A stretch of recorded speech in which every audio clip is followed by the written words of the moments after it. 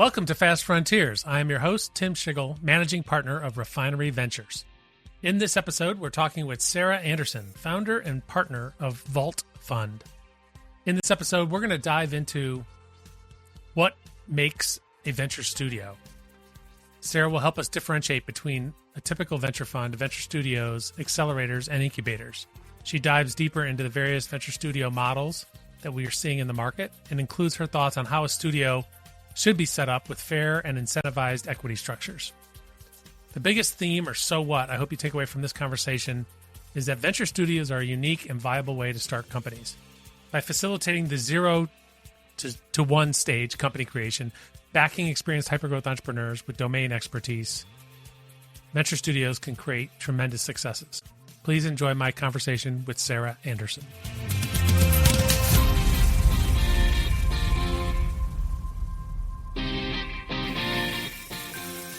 All right. Today, we're going to have a fun session with Sarah Anderson, the founding partner of Vault Fund. Sarah and I were able to work together starting in 2013, a little while ago, when I talked her into helping us launch Centrifuge. But before that, Sarah went to school at University of Florida, where she was a NCAA pole vaulter. A hobby that she continues to do to this day, which is pretty awesome. And we're going to look for some parallels and metaphors in that. And then her MBA from UCLA. Sarah was in the investment banking world on the West Coast with RBC, Royal Bank of Canada, and JP Morgan, and dealing in the tech and media industry. And for her husband's family was from Cincinnati. They moved back here to the area, and I started helping out with launching Centrifuge, and people said, you have to meet Sarah Anderson. I needed somebody to help us get it off the ground. It worked terrifically. I was there for 4 years, turned over the baton to Sarah, who had been the fund manager for the remaining years up until recently. So Sarah, welcome to Fast Frontiers. Thanks. I'm so excited to be here. I mean, my goodness, when you say that, I feel like I was a baby when we first started working together. It's a long time ago. Yeah, I looked at something, your bio that you wrote, and I was like, what? 8 years? That's crazy. Crazy. But so Centrifuge was, we won't spend a ton of time on it, but it is important to kind of, I think for context, to explain it and how that prepared you for and gave you the insight that led to doing Vault Fund. But first of all, what's interesting about this, this is Fast Frontiers after all. So we're looking for new, innovative ideas and concepts and entrepreneurs on the bleeding edge. And Vault Fund is globally, the only fund to funds focused specifically on venture studios within the venture capital early stage growth world. So that's a pretty exclusive group, exclusive to one. Well, and it either makes me crazy or brilliant, right? So time will tell. That's a good position to be in, because I think you're really onto something. So, and so we'll dig into that. But first of all, tell our listeners about Centrifuge and your role and some of the things that you learned while at Centrifuge. Yeah. So I think one of the keys to Centrifuge is, all of our investors are large corporations, right? And we work very hard alongside those corporations to help them with their innovation strategies.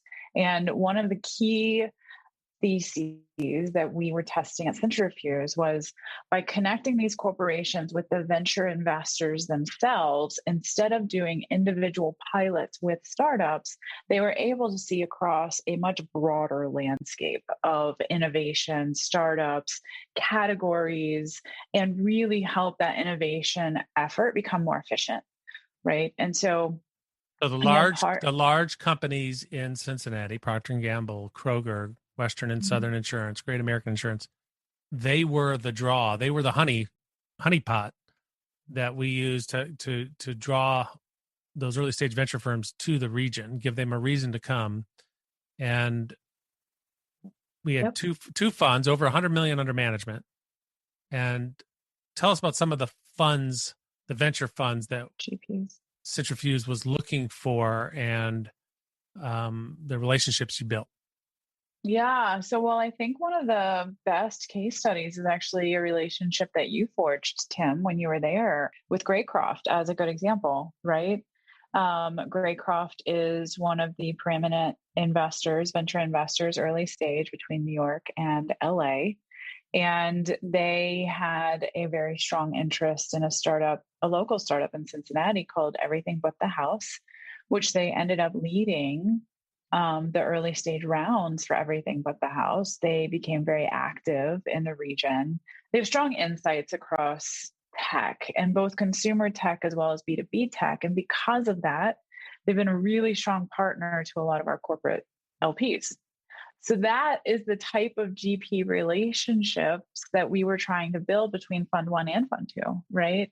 I think another good example is like Lear Hippo out of New York, an early stage venture investor, strong performance, strong returns, had been engaged with the region through Brandery for years, became a GP, a formal GP relationship with Centrifuge, and has been plugging into P&G, Kroger, AAA, Smuckers, kind of across the board to help them understand different industries and what's going on in those industries. So those are two really good examples of some of the GP relationships that we had between Fund One and Fund Two. And I think one of the biggest differences in kind of leading into the strategy of Vault is when we launched Fund Two, we really doubled down on this innovation effort with some of our corporations. It was really the category that was working well within our centrifuge strategy. And as part of that, we started doing a lot of, fielding different types of innovation and even getting more specific and deeper into the innovation efforts within these large corporations, working with multiple business units, working with multiple teams. And one of the things we quickly realized is a lot of the corporations, they have very specific needs. They're not just general, data analytics or general marketing, branding, et cetera. They are, specific molecules that they need or, specific CRM capabilities. So we started looking into where can we do more co-design and co-create work. And I think those are some of the new relationships we forged out of Fund Two. And that was really what started my thinking around the strategy that we're using for Vault now. When did you start looking at or getting introduced to people or funds that were the venture studio model? Well, so the first one, of course, was in 2015 when you were there, Atlas Venture. So a lot of people don't think about them as a venture studio, but they very much are. They're simply on the molecule side, right? Good point. But they're buying IP and they're scaling, developing it, testing it, putting resources around it, just like a venture studio would. We started making a big push into the venture studio landscape back in 2018, 2019. One of the first venture studios I met was Atomic Labs. And I was very impressed early on with their capabilities around building, just the 0 to 1 build.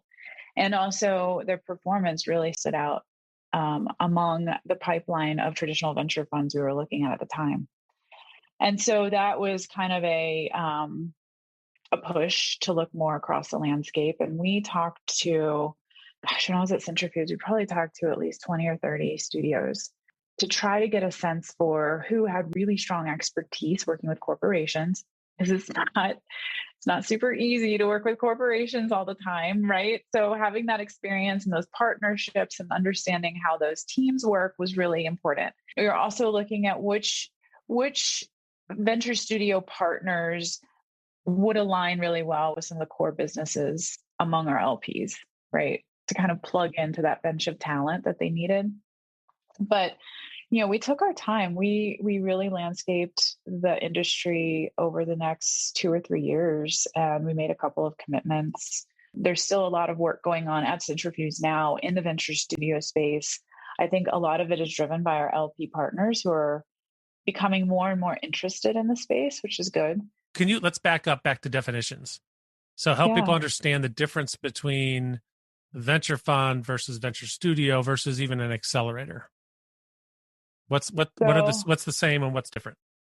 Yeah. So a traditional venture fund, right? They're in early stage because that's all that we really focused on at Centrifuge. Traditional venture fund will invest anywhere from, 250,000 up to 5-10 million into company, an existing company that is raising external funding, Right. right? They are paid in preferred equity. And typically, the terms always differ, but typically they're getting anywhere from 5% ownership to 10 to 15% ownership in the round that they participate in. Then they do pro rata, et cetera. A venture studio, at least the venture studios that Vault is focused on and where I've had, I think, the most experience are those studios that are doing formation work. So they're acting as the founders of these companies. So they are creating novel equity within the studio. Typically, the studios get paid in both common as well as preferred. And their ownership, because they are an entity that acts as a founder, their ownership typically ranges anywhere between 30 and 60% at formation, right? And we can talk about how that changes over time as they go out and get external funding. An accelerator, very different. And the definitions around venture studio, depending on who you talk to, will be different. The spectrum is very broad, but I'm telling you how Vault defines venture studio. Some accelerators do call themselves venture studios. Some incubators do call themselves venture studios. The key difference, an accelerator is a time-bound entity that is investing typically, call it 100,000, maybe 200,000 for about 6% ownership. They take them through a dedicated kind of training session, development session, 3 months, 6 months. After that, they go out to raise external funding. It was a company before it came into the accelerator, and it's a company now that it's going out of the accelerator. Okay. Accelerators are investing in existing companies just like traditional venture. An incubator is very similar, but an incubator is very similar to an accelerator, but an incubator is just not time bound. So an incubator will provide services. Sometimes they will provide capital. And for those services and capital, they are getting a percentage of equity, but they are investing in or providing services to existing companies with existing founders. Does that make sense? Good. So if you're an entrepreneur, how should an entrepreneur think about venture studios? So an entrepreneur, typically venture studios are created by entrepreneurs, right? So like Scott Dorsey at High Alpha is a really good example. Jack Abrams at Atomic Labs is a really good example. Entrepreneurs can create studios. Instead of doing one thing, they're doing a whole portfolio of things. The founders that want to go into a venture studio, typically how that relationship works, and there's a whole bunch of different structures. And I think that the industry has not aligned on a specific structure, but typically a founder that might have an idea or expertise in a specific category or interest in a specific category would align with a studio that is currently working in that space, right? They would come in early days, sometimes it's a little bit later after the idea is baked, right? But that studio helps them as a co-founder, right? So the studio takes care of a lot of the non-visionary things that go into early days of developing a company. They do the nuts and bolts around, programming, development, user experience, testing, leading indicators, unit economics, all of the back office, finance, getting legal docs set up. They'll even do BD, sales work, early partnerships, things like that. They are your co-founder, essentially, early days. Now, a founder that wants to basically take a company that's kind of baked and scale it, right? Then they have to think about the studio a little bit differently. Studio is the founder, they're coming in as a co-founder, but a later stage co-founder. How is this introduction of studios going to impact the venture landscape generally? Is this the future of venture? Are more and more venture firms going to have this company formation model, do you think, or is this going to be a sub-segment and sort of a niche? That's a good question.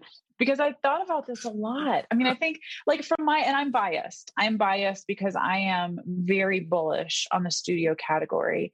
Being an LP in the studio space has so many advantages. However, studios are hard.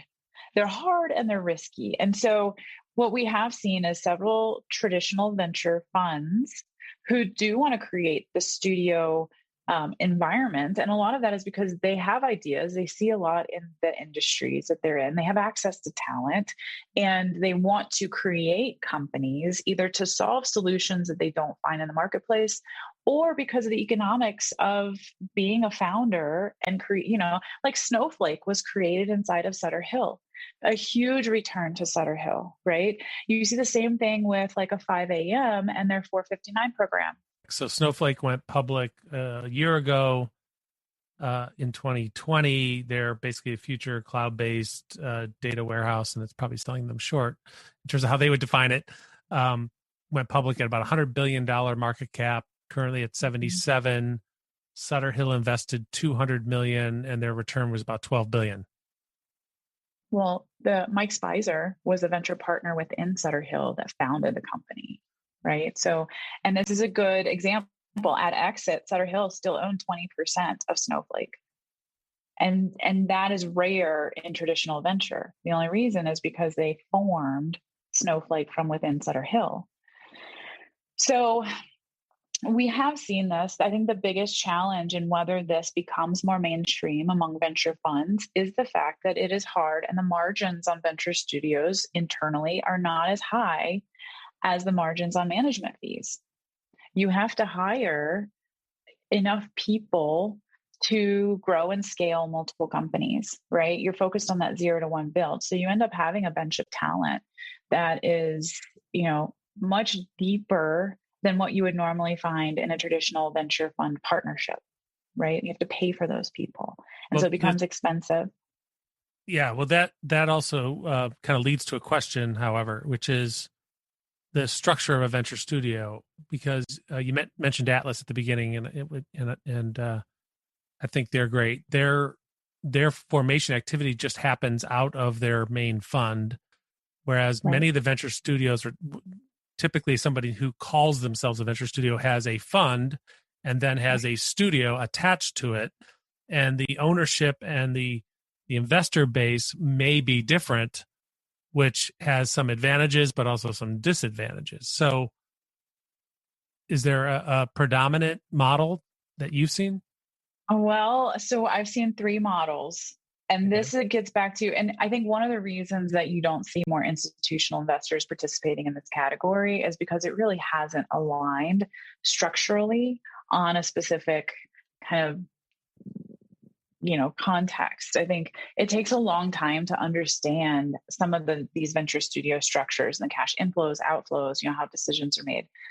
But the 3 structures that I've seen, one is this holding company model, right? Which has a lot of advantages, fees attached to it. It raises a seed round, a series A round, et cetera. Typically, by the time it gets to a B or C round, there is enough revenue and income coming from the former companies to kind of fund the operations of the holding company to continue developing, right? So that's one structure. The second structure is this, what you mentioned, Atlas Venture. Atomic also employs this structure. It's a typical 2 and 20 model where the 2% fee that LPs would normally pay goes to the operations of this bench of talent, right? And they create it all internally. So all stays within the fund. The third structure that seems to be emerging, which is a little bit wonkier, it takes a lot longer to understand, and there's more nuance around it, is this dual entity structure. There is an operating company that is the studio that is doing the creation work, and then there is a fund that sits over top of it. And the relationship between the fund and the operating company is different. No matter which studio you talk to, that employs a dual entity structure is different. Sometimes the fund is the only capital into the studio, right? Sometimes the studio has a separate budget. The fund is investing externally. Sometimes you get a percentage of capital for a percentage of ownership. But at the end of the day, a lot of times in that structure, the pass through ownership from this studio that's doing the company creation into the fund, which is the only thing that the LPs can access usually, is not as advantageous, right? And so again, this is the riskiest asset class you could invest in. This is the riskiest stage. You have no data, you have ideas only, right? You are depending on the builders to create a machine-like effect. Wash, rinse, repeat. And they typically do that within the same category, right? But in order to reward LPs for the risk that they're taking, you have to incentivize them with ownership, right? And so it is a risk reward balance in my mind. A lot of times those dual entity structures on a pass-through basis just are not able to provide early stage LPs with the reward that would be commensurate with the risk they're taking at this stage, in my opinion. An issue with the structure, I guess, is how far that studio can fund the company. Like, do they fund it through pre-seed, seed, Series A? At what point do they require, or the startups require, write-up rounds, or new rounds led by new sources of capital, later stage venture funds? So typically what we see is a lot, and these studios are getting bigger. So as these studios are able to demonstrate traction and performance, there is more institutional investors coming in to cherry pick them, right? So we recently saw like 110 million being raised by High Alpha, 260 million raised by Atomic. You're starting to see $100 million plus. And of course, Atlas, right? They're at 300, 400 million now. So, but they're staying there. I mean, that's about the right size for them. Typically, at least on the tech side. So life sciences tends to be a little bit more life cycle investing, right? They aren't necessarily going out for external funding on some of the companies they develop. But on the tech side, a lot of times what we see is there'll be like an initial check of 250 to 500,000, and that's the formation capital. That's to test the idea, see if it has legs, right? After that, they do have typically another tranche, and this depends on how big their fund is, but typically they will invest maybe 2.5, 5 million, and that will be your first institutional round. It does not go external. It does not go outside of the studio. After that round, and that may be called the seed round, let's just say, they will go outside of the studio for a Series A. This is after the company has data, they have an MVP, they usually have product market fit. At that point, they're going out for external funding. So they're much more baked, usually, than what you would see in a typical Series A round. But it's then, and then studios, depending on how much funding they have, they will exercise pro rata, usually into the mid stages. So Series B, Series C. I haven't seen it after Series C. That's the latest I've seen. Is there anything, you mentioned High Alpha, and Scott Dorsey was on Fast Frontiers in earlier season, and they're in Indianapolis. Other studios you've seen on the coast, is there anything from any advantage or kind of context to geography? Does geography come into play at all? So there is a theory, which I haven't seen play out, but I'm really interested in how, because there are a lot, like in the studio space, there's this body of studios, High Alpha being one, that they were formed back in like 2013, 2015. They have some performance, they're able to show some traction in their portfolio, et cetera. There's huge long tail, very long tail. There's not a lot of barriers to entry to creating a studio, right? It's not that much capital. Like take Cincinnati, for example, right? Like in areas where there's not as much of a technology infrastructure or a startup infrastructure or startup funding, studios are able to coalesce the tech talent to work across multiple opportunities. So it creates more stability among the top tech talent that is in those regions.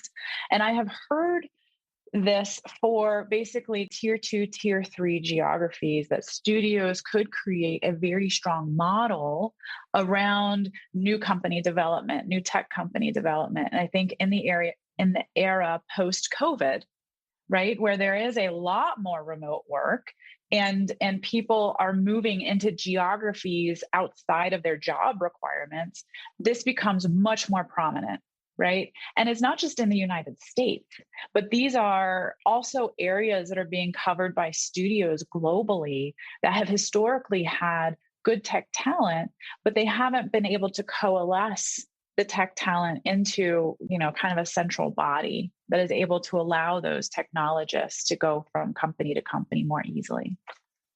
Great. That's a great point. And some of the studios develop certain type of capability that can then be leveraged across any company they create. So I'm thinking of one where the studio itself and the original founders and management are really good at customer acquisition. So whatever company they're creating, they know how to acquire customers online. So as an entrepreneur, as a startup, that's a risk that you can check off and say, oh no, we already know how to do that. Now we may not do it in this vertical yet, but we know how to do it in a lot of other verticals, and we're going to apply it to this problem. And you see that a lot, right? Like they have core capabilities that they're employing across multiple startups. That seems like a key advantage for any studio. Well, and one of the things that I love about the studio model is studios are really, they have core insights. And instead of applying those core insights to a single entity, a single effort, they're able to really test leading indicators. So they know within that process earlier what they should be looking for and what they should be seeing. So there's a story with a studio that I know really well. They had a huge exit, and they knew within the first 2 weeks that this company was going to be an outlier. And it was. But here's the key difference. Traditional venture, you're investing money, you're sitting on a board, you're talking to the founder, and you're a partner to the founder, but you're not the founder. Studio, you're the founder. So this whole notion of predictability, control, information arbitrage in the studio model is real. And it's almost a step change from what you see in traditional venture. And it's starting to come out in the numbers. Not a lot of numbers, which I think is a big challenge in the venture studio space, but we should talk about just like, what are the industry numbers? What are the industry benchmarks? Because they're kind of hard to find and they're very anecdotal. Yeah, most venture firms will benchmark themselves according to the Cambridge Venture Benchmark. So that's a challenge for these venture studios, then, isn't it? I mean, in one sense, they can put themselves in those benchmarks, but on the other hand, seems like that's a need out there to be able to benchmark themselves against each other, like kinds. Yes, exactly. Because a lot of the feedback and some of the pushback I get, and rightfully so, is, hey, there's some traction, right? You see Giphy, you see Hims, you see like even Moderna, right? And these are outliers, big splashy exits, right? But the key with the venture studio space is you don't have to have those big splashy exits, because guess what? They own 30 to 60% of these companies from inception, right? So of course I'm preaching it on the high mountain because it's what I see. It's been my experience at Centrifuge and at Vault, but there's not industry level data, and it drives me bonky. So the industry data that has come out. So GSSN is it's a global startup studio network. They did publish I think it was last year, some performance data from studios, but the in value on that performance data was super low. And remember I said, like, the studio category, there's this leading body of studios, right, that have performance, they were created around 2013 to 2015. So they're coming up on like their 10-year anniversary. They can get through a full cycle. There are not a whole bunch of those, right? And so when you're actually trying to talk about track record and performance, a lot of it currently is anecdotal, right? Because if you do try to put together those industry data points, they're just going to be a small data set. So the performance that we have seen and what GSSN came out with late last year was net average IRR for the venture studio industry was 53%. And that mirrors very closely what we are seeing from the Centrifuge portfolio of studios. Okay. So to me, that is confirmatory but the data is super early and it's really hard to use it. So you tend to look at these exits and the ownership percentages and the returns to the studios, and you're like, okay, it all seems to match up. But what I'm super interested in is not the outliers, but how are these just normal exits? $150 million, $200 million exit. How are those returning to the studios? Because there's a lot more of those. And I can tell you that it's a handsome return to the studios because of their ownership and their entry valuation. Yeah. And if they're, if the top quartile kind of result is to return 3x your fund net to investors, and even an average investment returns your whole fund, Exactly. you You got are it. in high cotton. You are. And It's we what we did see that with see. Atlas. We saw that with Atlas. I think what the Yeah. fund we invested in was 2015, and the first exit returned the fund, right? Yeah, well, yeah. I mean, their ownership is very high. And Atlas, I think also, flagship, like these are really great examples. On the life sciences side, they're developing molecules. And it's a highly regulated process, but the ability to, again, the 0 to 1 build is so important. It's so critical to get companies launched and off the ground. You're creating novel equity. And right now you're creating novel equity in a seller's market, right? Which is great. But Atlas is a really great example where they have that machine effect, right? 0 to 1 build, exit. Yeah. Mm-hmm. And they know how to do it. And they have the appropriate people in their bench of talent to circle those companies and either get them to an exit or, in the studio space, you do see a high loss ratio on ideas. So you're constantly testing, right? But the high loss rate is at a low dollar amount. That's a really good way to put it. So, yeah, I mean, it's been our experience. And I think that's one of the reasons, too, I'm so bullish on the category. It's a very early emerging category, right? There's just not a lot of data. And it's not a good category for investors that don't have experience here. But the experience that I've had and that we've had in this category indicates that there's just incredible opportunity. So that's what Vault is focusing on. I've always been a fan of there's always an ongoing debate about kind of the profile of a venture capitalist in terms of being an operator or being, an attorney or an accountant or what have you. And there's examples of both successes on both sides, but I've always had the bias towards operator. I think of myself as more of a tech entrepreneur. It seems like that's also aligns with the venture studio managers and owners, is that they all have strong operating backgrounds. Is that right?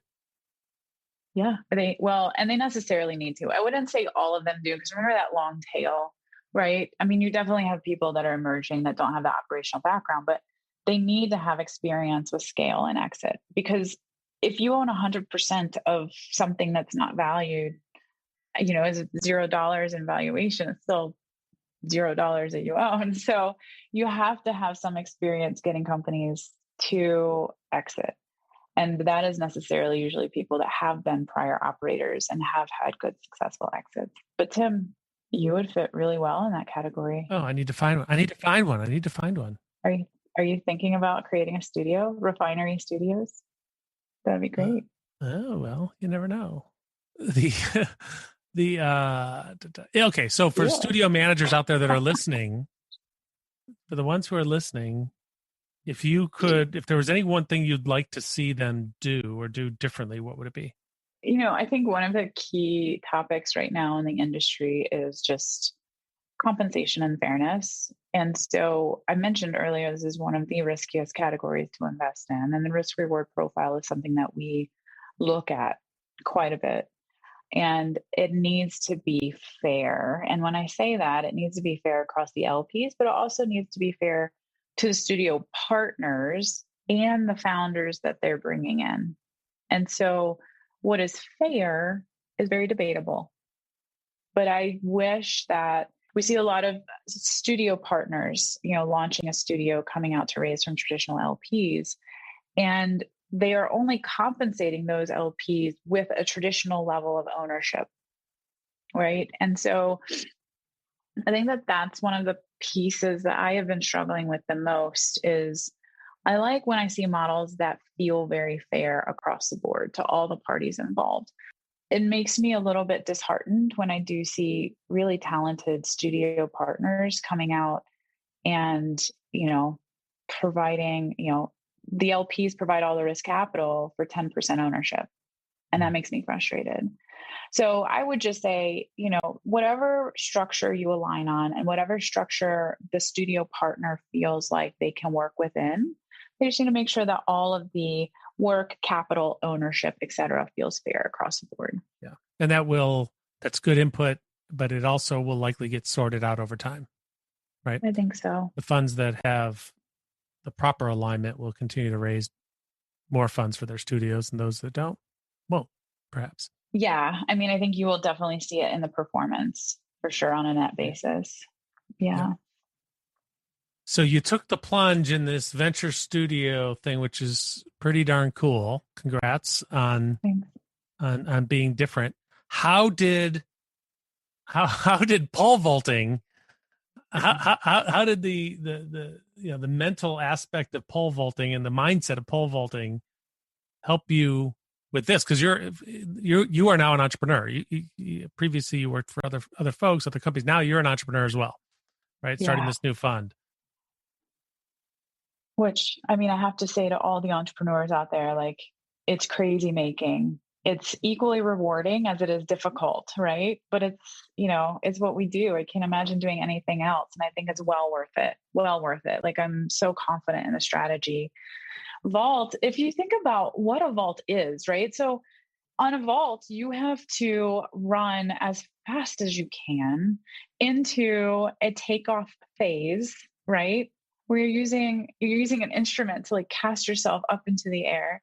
You take off and you're inverting yourself up to a peak, and then you're kind of landing on this big cushy mattress, right? If you do it right, if you do it right, you're gonna crash land, right? Which is also a good metaphor.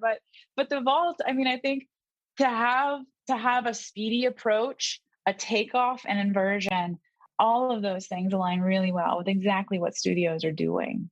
So it's a fantastic movement, I think, when you think about, the 0 to 1 build of studios, and then, the quick scale and peak that they're doing to an exit, hopefully. Otherwise, it could be a crash landing. It's a great metaphor. I tried it once in high school track, and the idea of like depending on that pole and just kind of hanging on it, I just could not, my mind, I couldn't do it. I don't trust it. Well, Sarah, thank you very much. This was very educational. Loved learning about venture studios. Congrats and good luck with Vault. I'm sure you'll do terrific. We will make sure all of our listeners know how to reach you in the notes below. Okay, great. And thanks, Tim. So great to see you as always. It's so fun. And congrats too on everything you're doing with Refinery. Thanks. Thanks for listening to Fast Frontiers. If you like our show and want to know more, check out our website, fastfrontiers.com. If you enjoyed this episode, please share it with others and give us a rating and review on your favorite podcast platform. Join us next week when we bring you my conversation with Elaine Bryant, Executive Vice President of Aerospace and Defense at Dayton Development Coalition and Managing Director of the Military and Federal Sector for Jobs Ohio. Fast Frontiers podcast is brought to you by Refinery Ventures. Our producer is Abby Fittis. Audio engineering by Astronomic Audio. Marketing, content, and social media support from Content Callout. And our podcast platform is Casted.